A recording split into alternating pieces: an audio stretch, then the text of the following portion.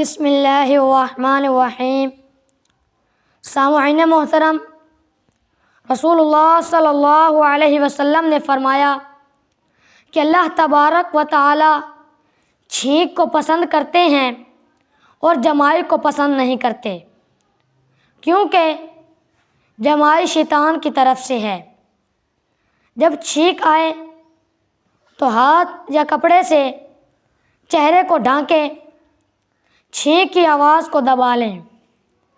جب کسی کو چھینک آئے تو وہ الحمدللہ کہے، سننے والا یرحمک اللہ کہہ کر چھینکنے والے کو دعا دے، اور پھر چھینکنے والا جواب میں یہ دعا دے، یہدیکم اللہ ویصلح بالکم۔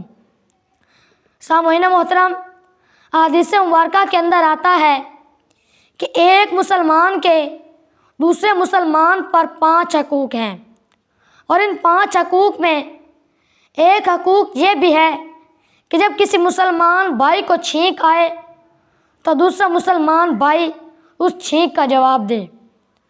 میرے بھائیوں، اگر کسی کو زکام کی وجہ سے بار بار چھینک آئے تو ہر مرتبہ یرحمک اللہ کہنا ضروری نہیں۔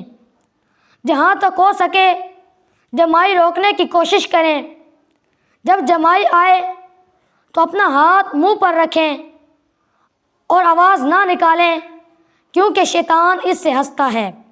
اللہ تبارک و تعالی سے دعا ہے کہ اللہ تبارک و تعالی ہمیں ان سب باتوں پر عمل کی توفیق عطا فرمائے۔ آمین۔ وما علینا الا البلاغ المبین۔